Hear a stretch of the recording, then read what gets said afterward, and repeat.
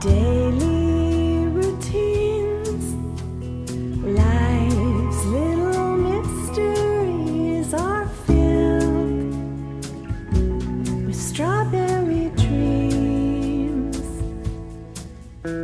Expensive desserts, so good it hurts. Sometimes love is hard to believe. Strawberry dreams riding in white limousines, dreaming of strawberry fields lying in peaches and cream, chocolate kisses taste so delicious when you dream. Strawberry dreams are champagne on ice. It's cheap wine in a borrowed glass. It's a long, long way to paradise. Hey, strawberry dreams riding in white limousines, dreaming of strawberry fields lying in peaches and cream, chocolate kisses taste so delicious when you dream. Strawberry dreams don't fade away, don't drift out to the sea, don't sleep and never wake or lose your destiny. Nothing in this crazy world is free.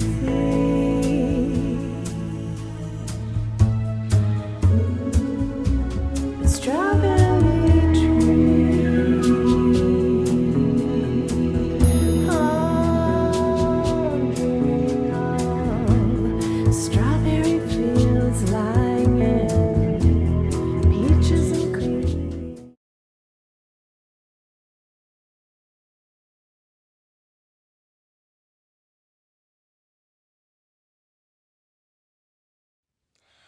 Welcome everyone, I am Brianna Brown Keene. You might know me from many soapy shows such as Dynasty, Devious Maids, General Hospital, as well as a plethora of other films and TV shows from the past 20 plus years. Today I am delighted to be hosting one of my favorite projects, the 2023 Online Global Earth Gratitude Celebration. Over the next 90 minutes, we are going to take you around the world to see inspiring projects of individuals, leaders, and organizations who are growing organic food in food deserts. They are protecting iconic animals in Africa, eliminating plastic and single use, capturing carbon in soil, protecting rainforests, and so much more. We'll learn how each of us can be the change our planet needs to heal and why an attitude of gratitude is so important. We believe in promoting love and solutions with our actions rather than being paralyzed by fear. We are grateful for something. We treat it differently. We treasure it. We put it at the top of our list of considerations. Should I drive, or can I walk or bike to my yoga class? If I forget my reusable coffee mug, should I just forego that afternoon latte?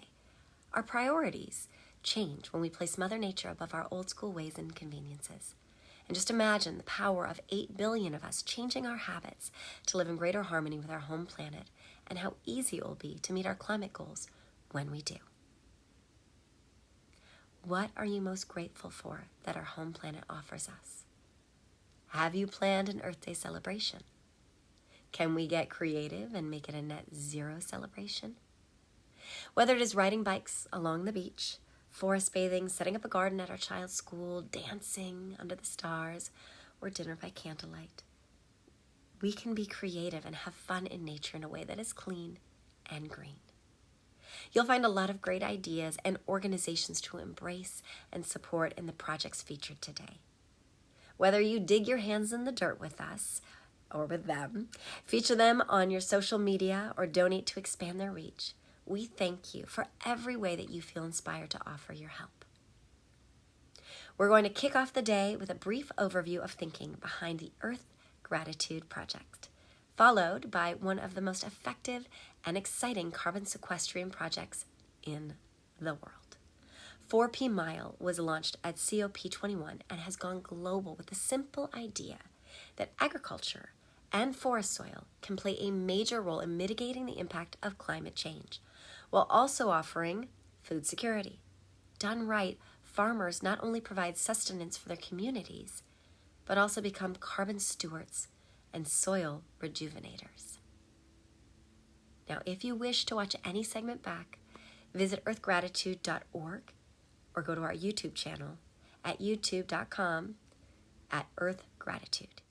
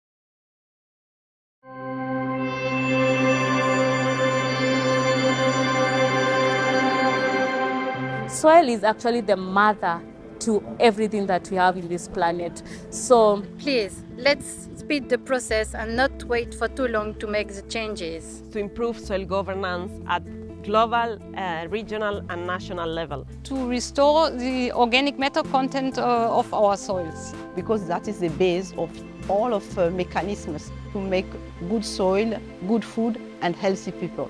By converting all farmers to be an organic farming or carbon farming, where we build the soil's capacity to capture water, to capture carbon, and to service our lives for a greater and better future.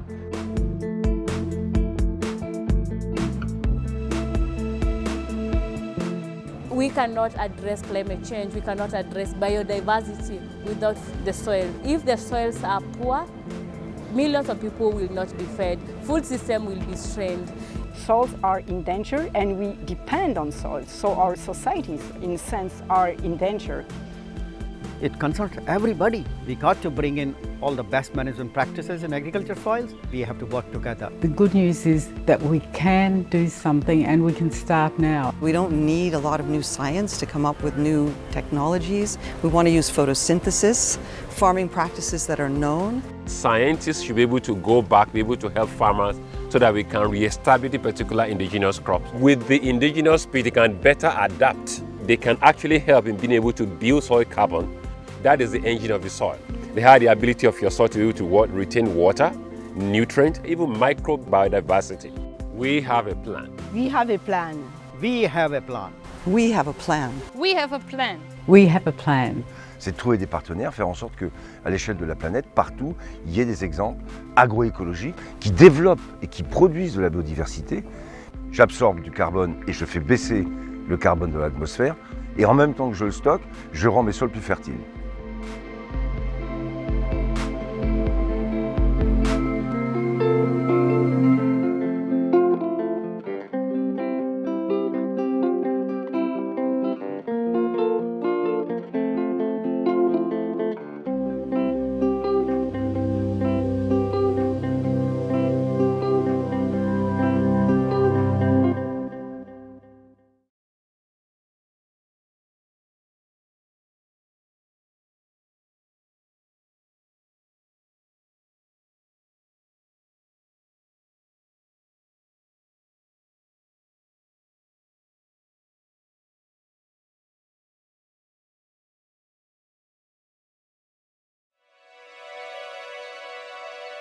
The vast Amazon rainforest, larger than the United States, is sometimes called the lungs of the planet. Breathing in carbon dioxide from the atmosphere and breathing out oxygen. But it could also be called the heart of the planet. It's billions of trees pumping water vapor into the sky and circulating massive flying rivers that bring rain to the entire continent and help regulate the Earth's climate. Here, at the headwaters of the Amazon basin, is the Earth's most biodiverse ecosystem, home to the greatest celebration of the diversity of life. This is where the Pachamama Alliance has worked for more than 25 years. The indigenous peoples of the area, working in partnership with the Pachamama Alliance, have been a powerful force in protecting this region from oil development and other extractive industries. And this unique alliance has strengthened their capacity to be in charge of their own future.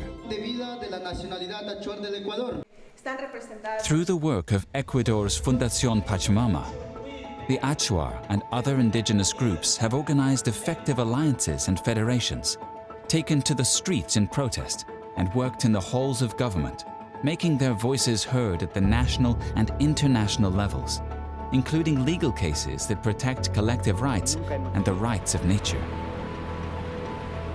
They are also focused on stopping deforestation by creating alternative bioeconomies, developing new crops and new markets for products that are sustainable and profitable.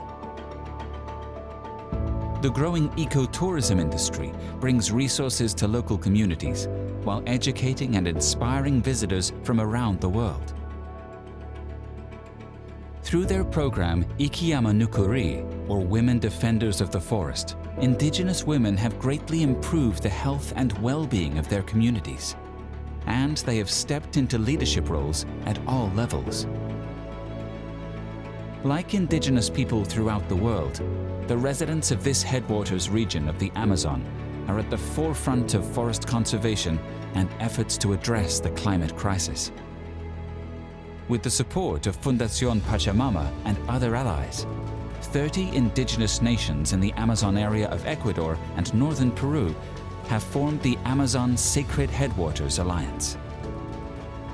This initiative is calling for making 86 million acres of rainforest a sanctuary for nature and for indigenous people to achieve their own life plans in accordance with their values of cooperation, harmony, and the sacredness of all life. Porque viene de lo sagrado, porque viene de los pueblos, de los territorios. Y en este momento la ciencia, la fuerza de nuestros pueblos y la necesidad de salvar el planeta se une en ese concepto de cuenca sagrada por la defensa del planeta. Y hoy es una necesidad hacer realidad las cuencas sagradas. This historic collaboration can serve as a model for halting the expansion of extractive industries and protecting biodiversity and endangered ecosystems throughout the world. Looking to the future and to the challenges of a warming world, the indigenous people of this region stand as guardians of the living rainforest, safeguarding the vital organs of the earth on behalf of all of life.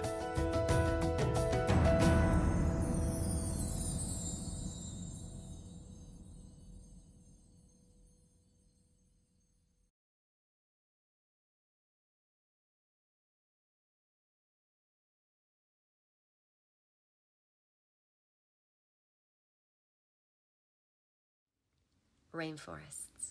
Throughout our celebration, we're going to be featuring tips from Juniper CBE on how each one of us can protect rainforests, reduce waste, support local farmers, and reduce our transportation CO2 footprint. Dr. Tony Juniper is a British environmentalist, writer, and sustainability advisor for more than 35 years. He has worked for a change towards more sustainable society at a local, national, and international level. He is currently the chair of Natural England and is the co-author of Climate Change. It's a children's book I'm very excited about checking out that was just released. Climate Change's co-authors also include King Charles III and climate scientist Emily Schuckberg. In this first segment, Tony instructs each of us on how we can promote healthy rainforests and stop deforestation. The rainforest may seem far away for those of us not living anywhere near them. However, our habits, choices, and purchasing dollars are a big part of the problem, and we can be part of the solution. One of the most pressing challenges facing humankind is the destruction of the tropical rainforests, those deep green ecosystems that lie around the equatorial regions of our planet. And probably the most important thing that we can all do to play some role in stopping deforestation is through the impact we have as consumers. So quite a lot of the reasons why the tropical rainforests are being cut down at the moment is because of the demand, massive global demand for soybeans, for animal feed, for beef that's going into the supply chains globally, and oil palm, which is one of the world's most important sources of vegetable oil. Those are amongst the reasons why some of it's being converted into paper, growing plantations away from natural forest. So on all of these commodities, consumers can do something by engaging with the companies that supply those things into the market and asking that they ensure that their policies are zero deforestation policies. So if you have a company, a supermarket that's supplying meat, for example, or vegetable oils, and they don't have a zero deforestation policy, then don't shop there. And very soon, if you did that, especially if you shared that choice on social media, I think you'd find that change follows quite quickly.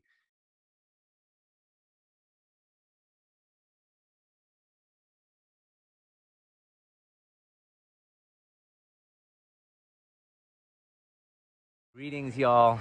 Rylan Engelhart, co-founder of Kiss the Ground and also owner of Cafe Gratitude, tuning in from my garden in Fillmore, California. You actually hear the rushing river. It's the Sespe Creek. We've had epic rains here in California. So grateful to be a part of the Earth Gratitude celebration. Kiss the Ground's going to be sharing a piece of content hosted by Nat Kelley, who's an amazing actress and advocate and activist for soil health and regeneration. And really it's about how you as an individual can love the earth by loving and supporting local and regenerative and organic farmers. Check out kisstheground.com for more ways to support the regeneration of our planet. And if there's one thing you do today, please sign our petition for regenerative agriculture, ensuring support in the 2023 Farm Bill. Thank you so much and have a wonderful Earth Day.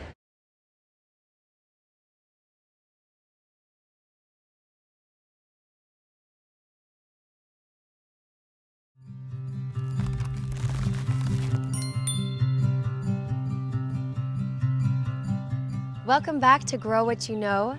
I'm Nat Kelley, and today I'm going to share 3 ways you can support our farmers. Conversations about health almost always involve food, but we rarely talk about the people that make our food possible, our farmers. They are the backbone of our country. We literally wouldn't survive without the fruits of their labor, and they hold the knowledge that can heal our land. So how can we support them? The first and easiest way is to support a CSA or buy food from your local farmers market. Community-supported agriculture and farmers markets are the best ways that you can support your local farmers. Plus, you're keeping your carbon footprint low, since you aren't buying food that's being shipped from all over the world. And it doesn't stop with food. Many farmers and ranchers sell other products like wool, beeswax, soap, cut flowers. You can find your local regenerative farms using Regeneration International's Farm Map, or if you're a California resident, check out KTG's CSA Guide.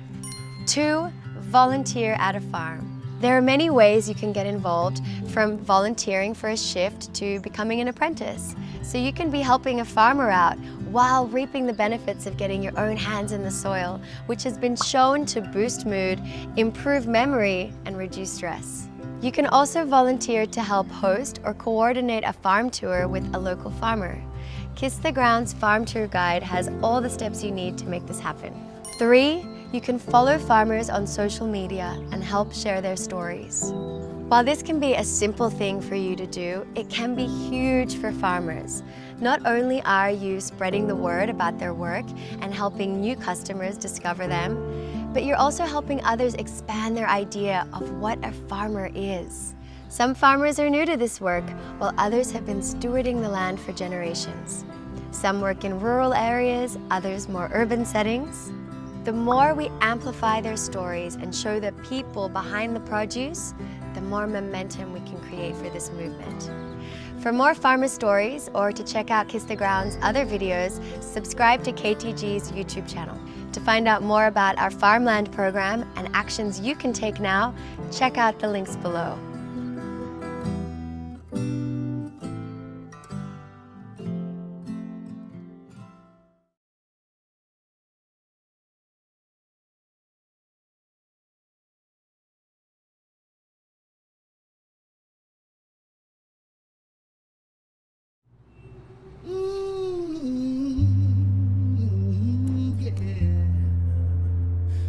If you can't feed yourself, you can't free yourself. If you control your food, you control your future. My name is Ron Finley, and this message is for all the food deserts in this country and around the world. I grew up in South Central Los Angeles, and if you haven't been there, this is what it looks like. There are over 20 million people living in food deserts in this country.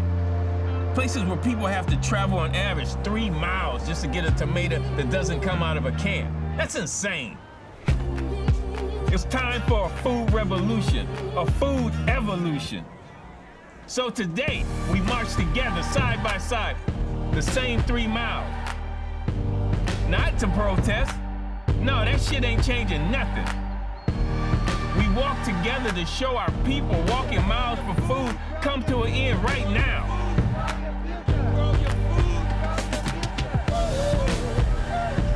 That's why we came here to the Constitution Garden, in front of the Federal Reserve, where they print their money, to show that here in the soil is where we print our money, the people's treasury.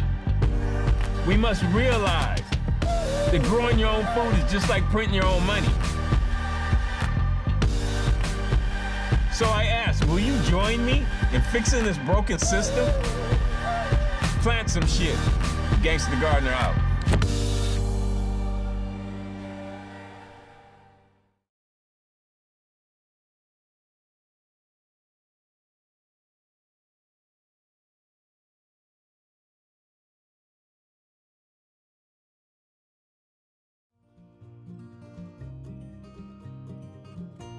Hi, my name is Rachel Frick, and I'm a garden teacher at the Edible Schoolyard Berkeley. This short video will provide an overview of Compost Row in the Edible Schoolyard Garden. The 1-acre garden at the Edible Schoolyard was originally a parking lot. This meant starting from scratch with the soil underneath. In order to bring the garden back to life, composting has been a vital part of creating our garden fertility.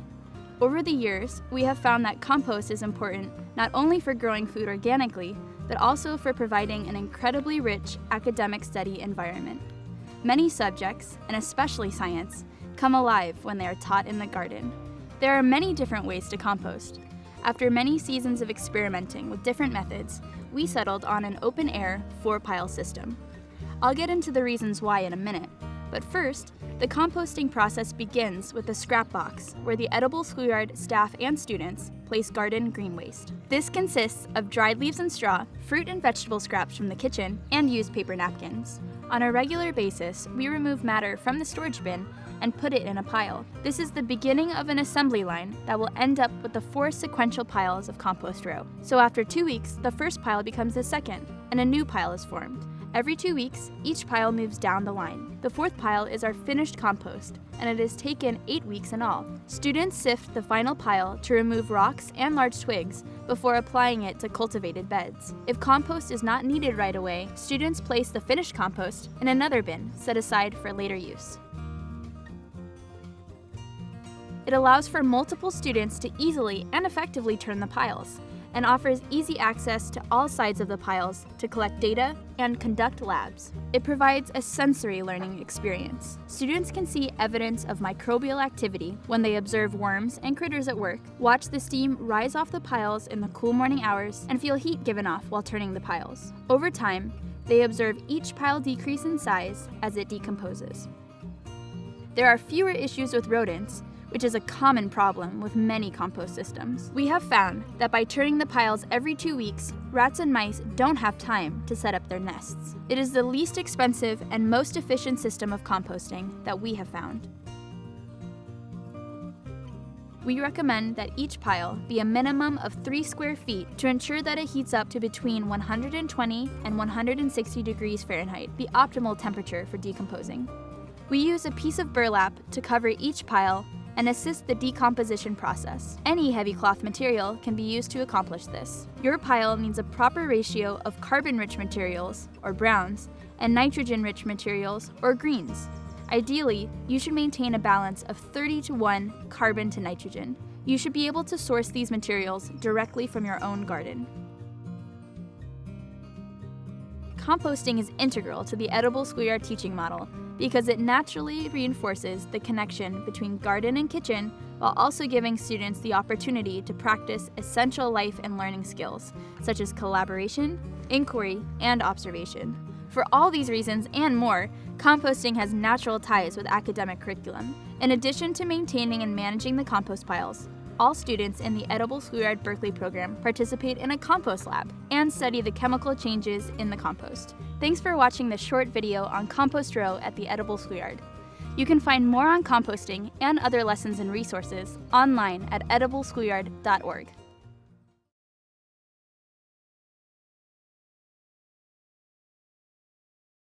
Hello, I'm Peggy Callahan, producer and co-director of the film Mission Joy. It's a featured documentary showcasing the amazing joy-filled friendship between His Holiness the Dalai Lama and Archbishop Desmond Tutu.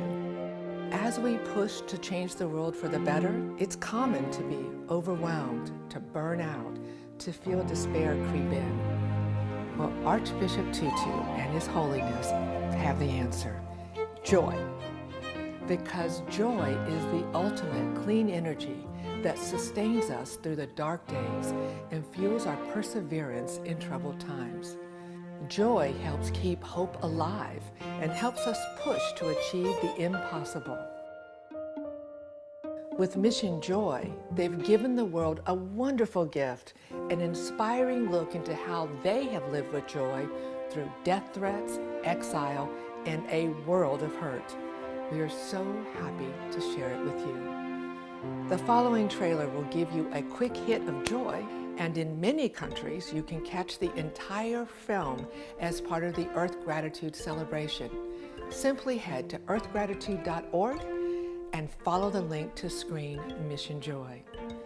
For more info on the film and how to watch everywhere and how you can start living with more joy now, check out missionjoy.org.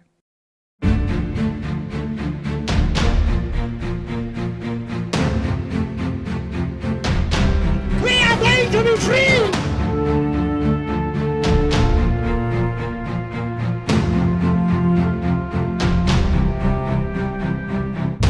Sex. Did you say that? You are a monk, remember? I've sometimes said to him, the cameras are on us. Honestly, the energy between them is 8-year-old boy. You are mischievous. What is the purpose of your visit, sir? Just enjoy our friendship and talk about joys. I don't think you could find two people on the planet who are more different than the Dalai Lama and Desmond Tutu. One grew up in absolute poverty, the other grew up in a 1,000-room palace. Unfortunately, that person is Christian. Unfortunately, he's a Buddhist.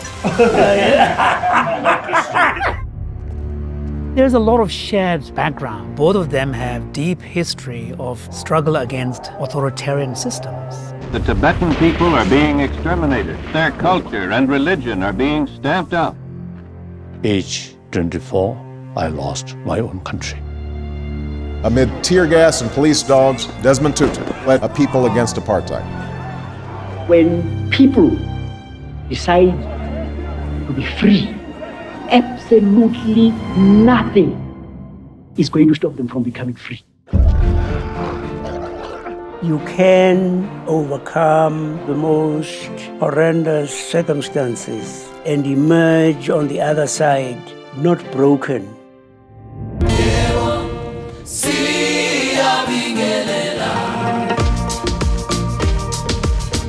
When you say you are pursuing happiness, you are not going to find it. Happiness isn't just something that feels good. Happier people, they're physically healthier, they have stronger immune systems, they even live longer. Ultimate source of happy life, inside, not outside.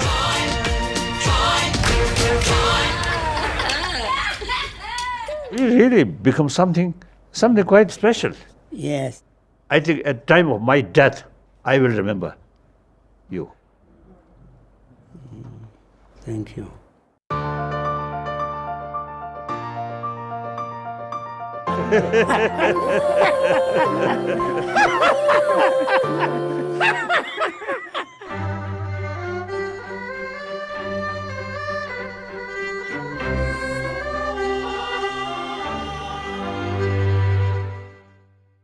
Hello, I'm Peggy Callahan, and I recently had the opportunity to produce and co-direct Mission Joy with His Holiness the Dalai Lama and Archbishop Desmond Tutu. The secret to finding happiness in troubled times is creating joy in your own life, and joy is the ultimate clean fuel to recharge our internal batteries when faced with seemingly hopeless situations. Making the film inspired us to work with leading joy scientists to create the Big Joy Project. It takes the big wisdom from the film and breaks it down into 7 different micro acts of joy for you to try online over the span of a week. After just 7 minutes a day for 7 days, you get a personalized joy report telling you which act of joy works best for you. And the really great news? It's all absolutely free. And it's the largest crowdsourced study on joy in the world. Think about it. By participating, not only do you help yourself, but you help advance the science of joy, which is good for the whole planet. So try it today. Join us. If you're feeling overwhelmed or you're feeling good and would like to feel even better, you can find it at missionjoy.org/bigjoy.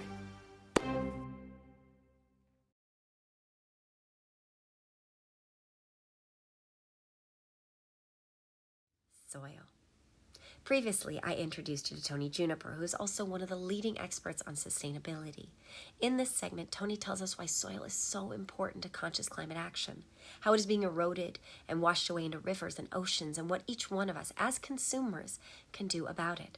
Only a few of us actually farm the land. However, since we all eat, there is quite a lot we can do to support the regenerative farmers who are enriching the soil and sequestering carbon, while at the same time offering us healthy, organic, and delicious food. Food security, climate change, loss of biodiversity, the purity and security of water. All of these things are in the end linked to soil health. The trouble is that soil health across our planet is beginning to decline at an ever-increasing pace, and the principal reason for this is agriculture of different kinds. The rise of industrial farming has led to soil damage on an epic scale. More than a third is now deemed to be damaged in some way. This is a result of erosion. If you look at satellite pictures of different parts of our planet, you'll see that in many coastal areas the sea is brown. It should be blue or green, but it's brown because it's full of soil. That is coming from the land as a result of deep ploughing, insufficient attention to cover crops in times of heavy rain. And so the soil, our principal food growing medium, is leaving the land and going into the ocean. At the same time, some soils are becoming heavily compacted with machinery. And another trend which is affecting soils across the planet is the loss of organic matter. This is the once living materials that basically is the fuel of the soil. enabling it to share fertility with growing plants. So the more we damage the soil, the more we imperil humankind, and not only through our food system, but also through the loss of carbon, because that organic matter that sits in the soil is also the biggest carbon store, far bigger than we find in the world's forests, which are endlessly talked about from a carbon point of view. So if we want to help soils to remain in good shape and to recover, again, we can all do something in our day-to-day lives. Of course, we all eat. And so the first thing we can do is make sure that our food is coming from regenerative systems. This is sometimes hard to do, but you can find your local farmers markets and speak to the people growing the food and ask them about what they're doing to ensure that their soils remain in good health. The organic labels that are on some products generally is a good guide in the sense of the focus on soils. You can also speak to your mainstream big supermarkets and ask them what they're doing about soil health. Do they have any standards whatsoever in terms of knowing where their potatoes, onions, carrots, and everything else is coming from? You can also undertake some direct action in terms of growing your own food. Quite a lot of people find great pleasure in being able to grow at least a few of their own vegetables. This is a real education. I do this myself, and it ain't easy, but it is highly rewarding and does actually connect you with the cycles of life that take place below ground in those dark recesses of the soil that we very rarely see, but which if you grow vegetables you need to know about, in terms of the activities of earthworms and bees and various microbes that are recycling nutrients in the ground, and also the extent to which you have to replenish that critical organic matter and how to do that with compost and so on. And then, of course, the water retaining properties of the soil. These are all the things you have to master if you're going to grow food. And then, of course, like everything else, there is a massive policy dimension and the extent to which governments play a role in being able to help soils to go on a journey towards health rather than destruction. One of the ways in which they do that is through the disbursement of agricultural subsidies and environmental policies and laws that they all adopt, ensuring that all of those are pointing in a good direction in terms of looking after the health of soils is a critical factor which we can all play a role in by encouraging our elected representatives to do their very best for soil as a route to future human well-being, not simply an environmental issue.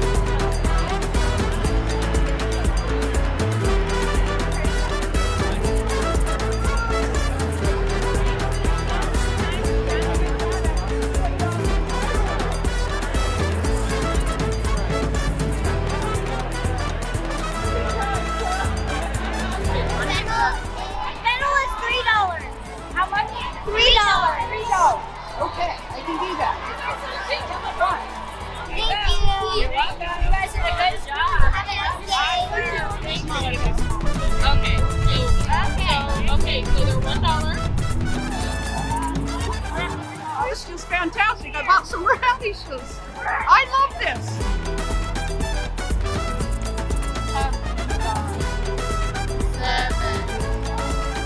Thank you. Okay, you guys all get together? Okay. Beach greens, everybody.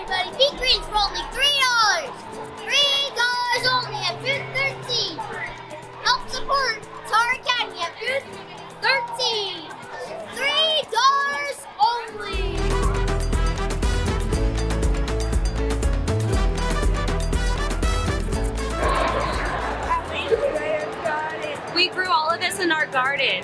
And we did all of these. We have a lot of cool stuff. Can you give me back a 10 and you guys can keep the rest?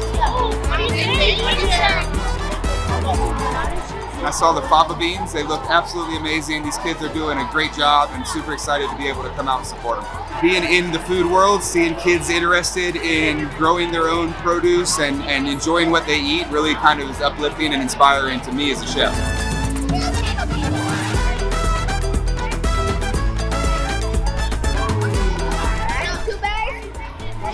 Would you guys like some chance? We're learning about selling and how to give, how to do money, basically. Or basically marketing. Like some fresh radishes. And advertising. Like fresh radishes. What? You guys have grown? Yeah. They're freshly grown. Guaranteed. We even got a tip for another one.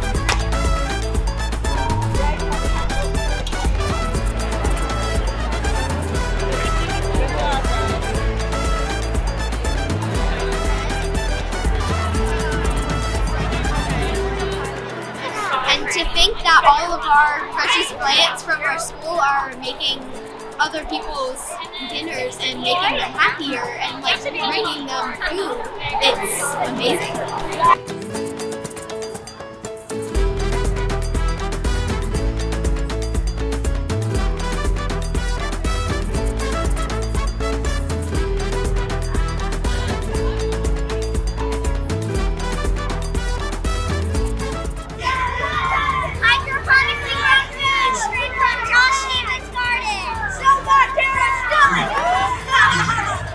What we sold at our booth was we sold hydroponic lettuce and we also sold plants from our garden.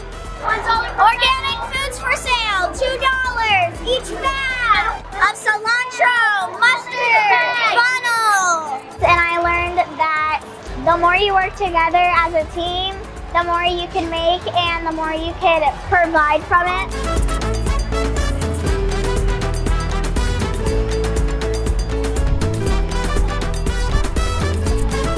Yes, I did quite enjoy it. It's probably just the accomplishment you feel after growing these things for 6 months and then you finally selling them and people actually enjoying the product that you create.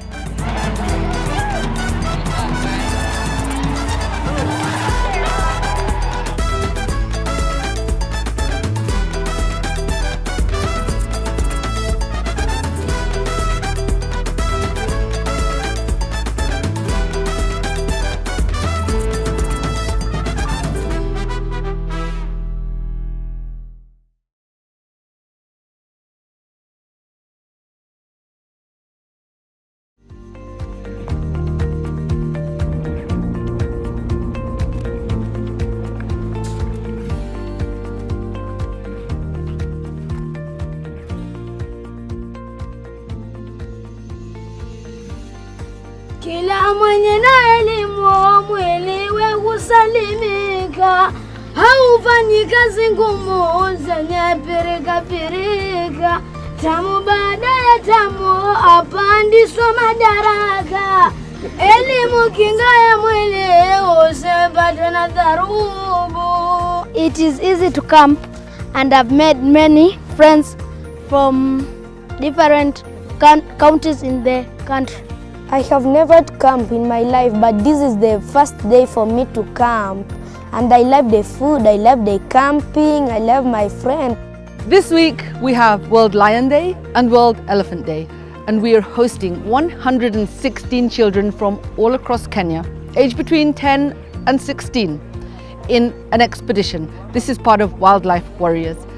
These children have been participating in various activities, including camping down here by the river at Impala Research. The planning of this expedition, I really can say, began when this program was rolled out in the 33 schools that we are working with, because we introduced the program to schools in areas that are well informed about wildlife and nature, as well as areas that have little to no knowledge. It's from the projects that they're doing and their commitment in the program.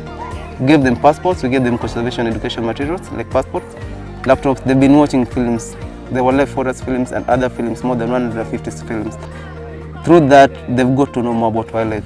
This is a very big part of our economy in Kenya, tourism and wildlife, so it's very important to get the young people involved because we are the future of this country. The students at a very tender age have realized that some wild animals are really facing threats, and they've learned a lot of facts about this endangered wildlife. And also the students, they get up that opportunity of suggesting ways on how they can protect or conserve these animals. We have learned so many things there to protect the environment and conserve it. And we have also planting trees at our school. If we can get this generation to understand nature, connect and reconnect with it, but more importantly to also understand science, to understand technology, to be part of it, to be active participants in conservation, in science, in technology, they will be the stewards of the heritage of Kenya. In this expedition, I've learned that wildlife are important to the community, to us children, and to the wild. I've learned about the lion, and I've also realized they sleep for 20 hours in a day. I've learned that a lion can roar 8 kilometers away from where it is. Most of the work I do, I work with children, and I use images to educate them about conservation issues. So having come into the expedition, it gave me a chance now to fine-tune a few of my ideas that I wanted to work with and see how children actually respond to different teaching practices.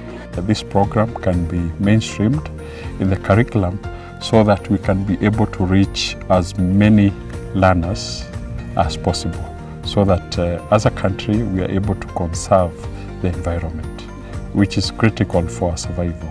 I'll tell my friends when I go back home about the animals that I have seen, the experiences that I have had, traveling to many places that I have never gone, walking around the impala, having game drive. These teachers and these children are going to go back with new knowledge, experiences. They're going to be so in love with nature and wildlife and good, healthy environments. I've heard teachers talking about each school must adopt 2 other schools in their area. Imagine if we can triple the number of schools. Year on year, keep tripling and tripling. We will reach the whole of Kenya very quickly.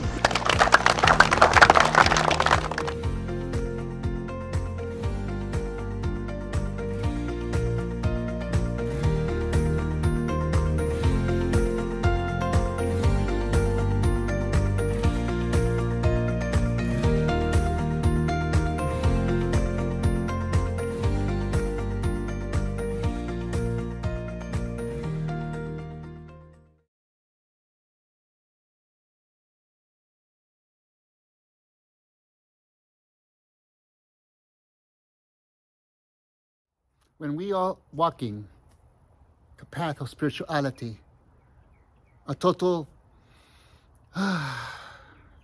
awareness comes to us that we never had before, because we were always hurrying to see the perfect dream, the perfect life, perfection that was not created by the soul or the harmony of unity. It was just to pretend to be what we're not.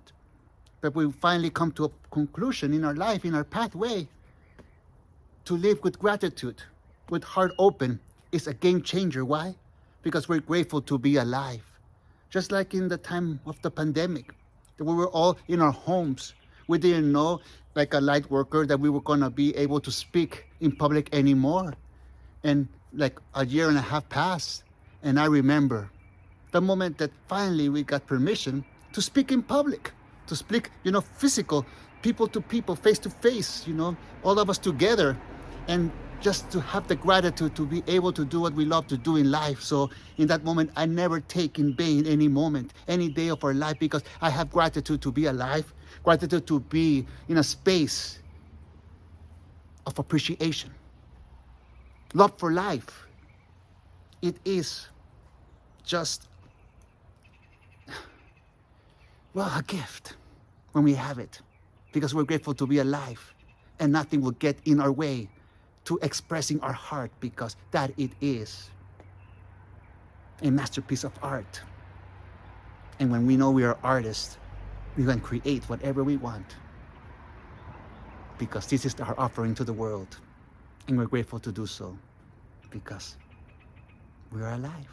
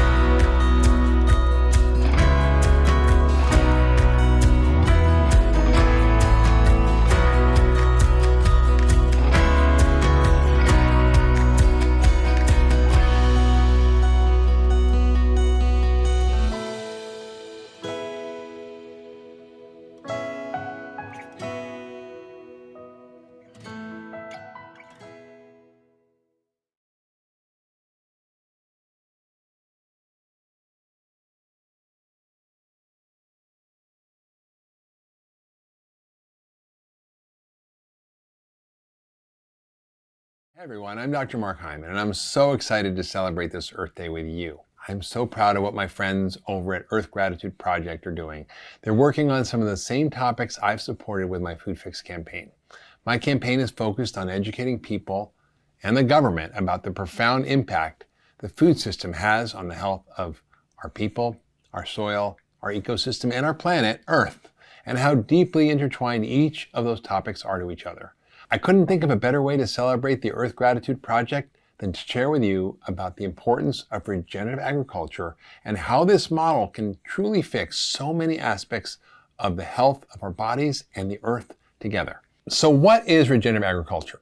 It's a way of growing food that regenerates the soil, the ecosystem that the farm's on, that produces food that restores our own health, and produces food that's way more nutrient dense. It's better for us and for the planet, better for farmers and the animals. It's just a win-win-win on all fronts. Now, as a doctor on the front lines of medicine, I know that the most important tool to create your health is your food. Food is a solution for so many of our problems, not just chronic disease, but the chronic illnesses of our planet: climate change, deforestation, soil erosion, food waste, food scarcity. And there's so much we can do to change this. We can do things like simple things like shop at our farmers markets, compost our food. We can support products that are being raised regeneratively that are now available on the marketplace. We can really choose to vote with our dollars, to vote with our forks, and to vote with our vote. And on this day, where we give gratitude and celebrate the earth, I encourage you to take steps to support local regenerative agriculture. Invest in your future by committing to compost and to lessening food waste. Vote with your dollars and increase the demand for sustainable regenerative agriculture. And mostly, show your gratitude with action, not just good thoughts or intentions.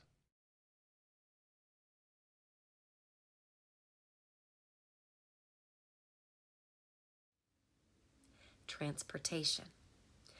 Ooh, I live in Los Angeles, a city that suffers from traffic jams, road rage, and smog. Despite all of the stress and inconvenience associated with cars, it is hard to imagine life without one here. Tony Juniper tackles the transportation issue in this important how-to segment.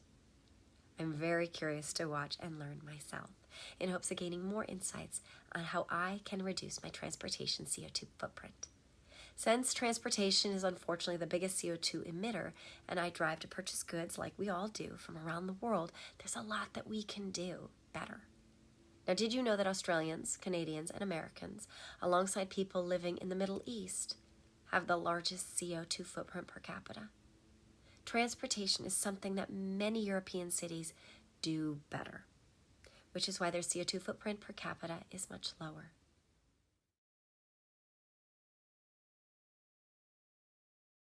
Of course, since the period of the early Victorian era, when people didn't go very far at all, we've had the invention of the railway, the steamship, the automobile, the bus, and of course, more recently, the aeroplane. And all of these things are now in mass use. They are in massive demand and being used ever more widely across societies emerging from poverty and those that are now enjoying the benefits of a more interconnected existence. More cars, therefore, owned, more plane tickets being bought, and of course, more goods moving around the world, ever greater distances on container ships, aeroplanes, and trains. All of this, of course, is leading to a massive environmental impact, because nearly all of it is fueled by fossil energy, diesel and petrol, coal still to some extent. Very little of it is purely electric. Some of the railways are, but most of it isn't. And so if we are going to have a good chance of dealing with the climate change challenge, as well as the massive land use demand that comes with transport infrastructure, we need to think differently about how we move people and goods and services around our planet.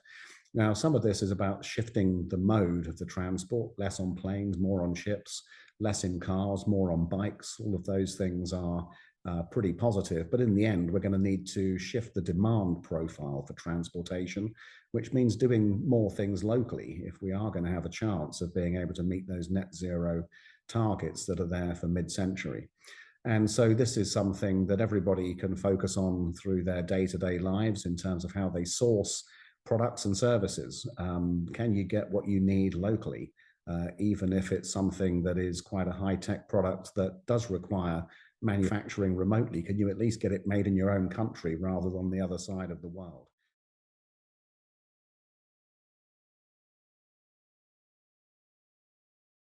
The Love, Peace, Harmony Foundation is very honored to partner with Queen Diambi's Alicia Hope Foundation to build wealth in rural communities in the Democratic Republic of Congo.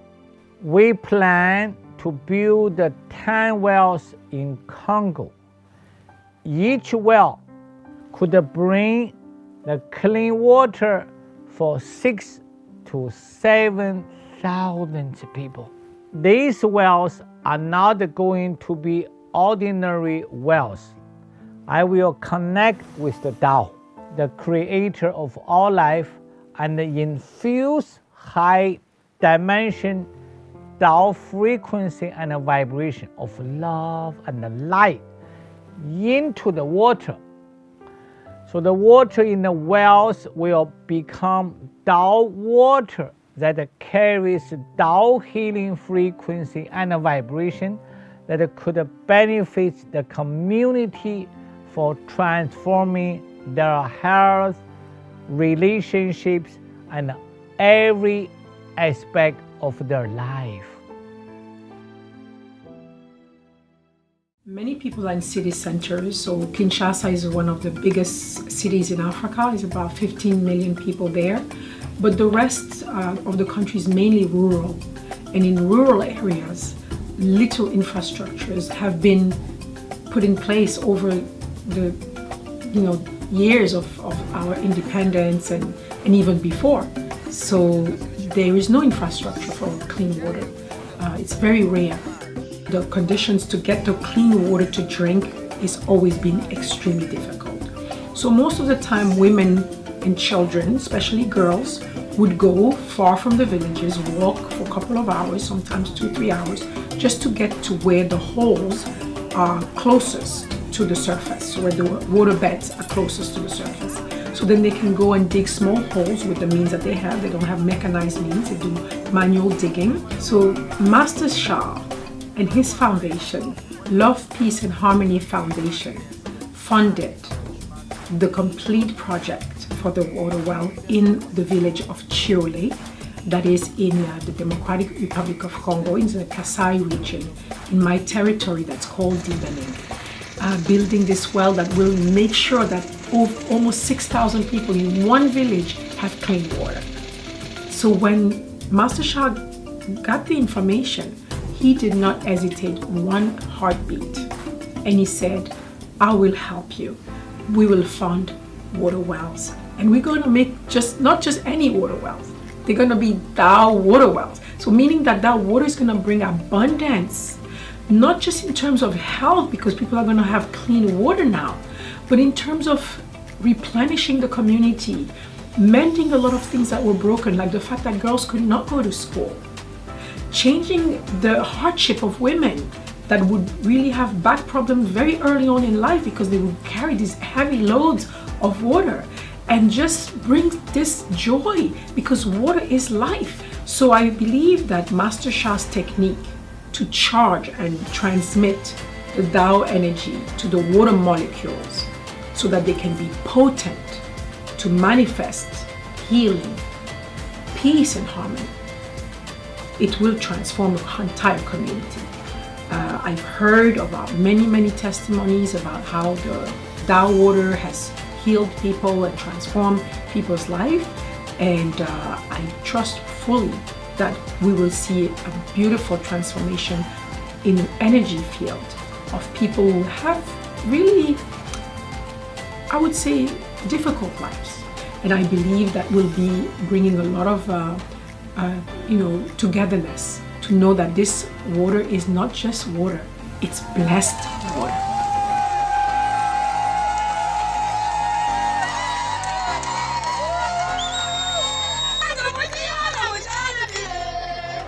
Water is the essential element. So any work we do with water to bless a life, we get blessed 100-fold back. So when we do work with water, it's a way to do cleansing, and it's a way to bring a beautiful energy of renewal, of refreshing energy on the planet. So having that water circulate for people to rejoice and to not have such tedious task to do will allow people to do some other very important things, and especially for little girls, they can go to school. And we know that when a girl is educated, when a woman is educated, it can completely transform a nation, because women are by nature very nurturing and caring. So when we care about the women, when we care about our little girls to become women, we care about the world. So this work of the water and the Tao water well, because that's what they are, they're not going to be just regular well, they're going to be Tao water wells. So meaning that it's a water well with a pure intention of bringing love, harmony, and peace, of bringing healing. So those water wells will just not be ordinary water wells. They are going to be charged with that energy. And also, it's going to be a message for my people that there are people out there in the world that do care about them. We are not alone.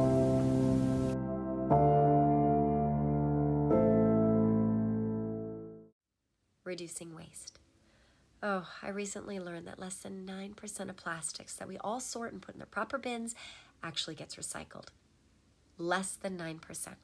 So, if recycling isn't really happening, how can we reduce waste and plastic that pollutes our oceans, the food waste that turns into methane in landfills, and the massive amount of delivery boxes that I see on so many front porches? Here again, in his final segment, is Tony Juniper with sound tips on easy ways each one of us can take out a lot less trash, live an easy, waste-free life, and promote harmony with our home planet.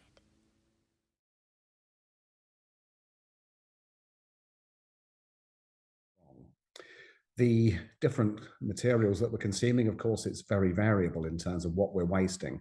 Petrochemicals being turned into plastics has one remedy, i.e. don't use it. That's the quickest way to being able to deal with that problem.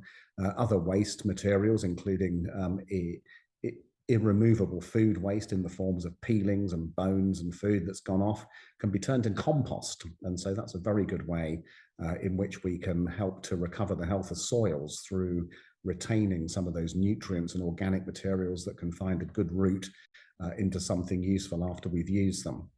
Other materials that we waste, metals, many of them can be recycled. Again, better not to use them in the first place if you can find a way to do that. Wood can be used creatively in all sorts of different ways to make new products rather than burning it or throwing it into landfill.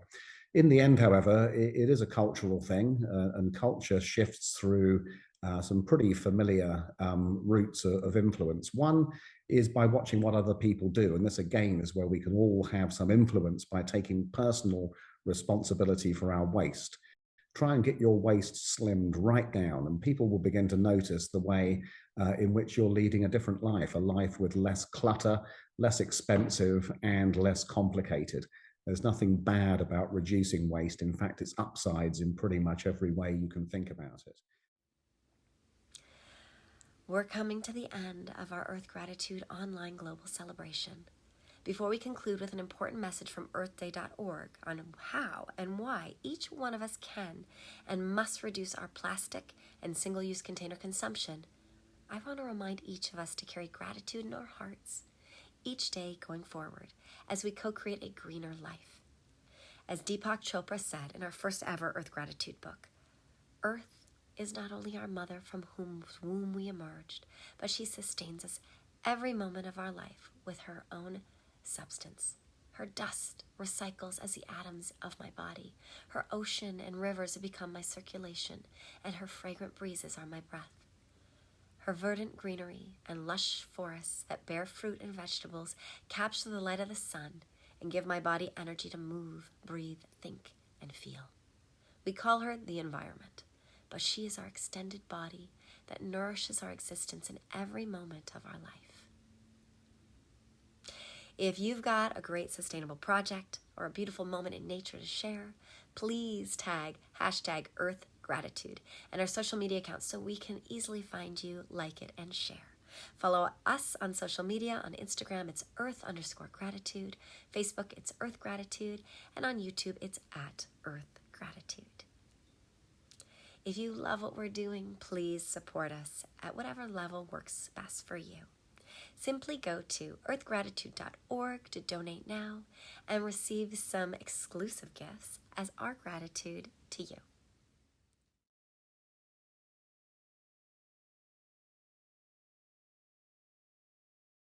Estimated 583 billion plastic bottles were produced in 2021. That is 100 billion more than were produced just 5 years ago. This year, 5 trillion plastic bags will be used. That's 160,000 every second. Each year, enough bubble wrap is created globally to cover the distance between the Earth and the Moon. Americans alone use 500 million drinking straws every day. It's crazy. How are people using 2 straws a day? Oh my God. It's pretty staggering, especially because you know, we're talking more and more about the environmental movement and how we need to be moving away from these systems, yet nothing's really being done. I feel disappointed with us, like as a society. Like this isn't just on one person or one like section of the world, it's all of us.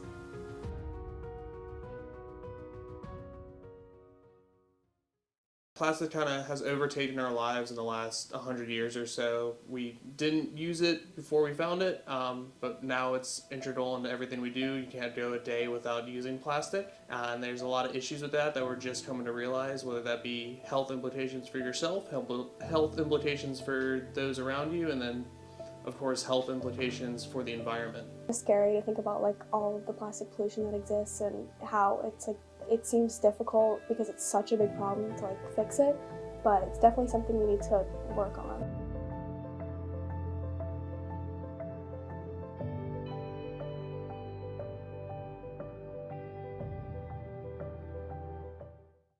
I would start using reusable water bottles more often than I usually do, and carry around a reusable bag too, and not use straws like anymore.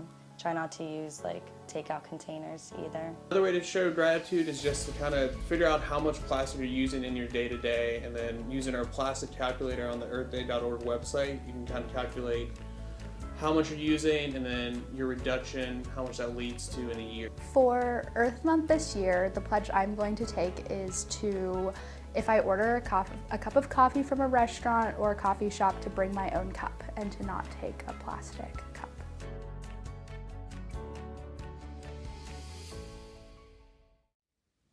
Thank you for joining us for our 2023 online Global Earth Gratitude Celebration. There are still more insights and adventures to come. Go to earthgratitude.org to watch 2 great documentaries, to register for our 14 Days of Gratitude, to download your free ebooks, including the one that has that inspiring prose from Deepak Chopra, and much more.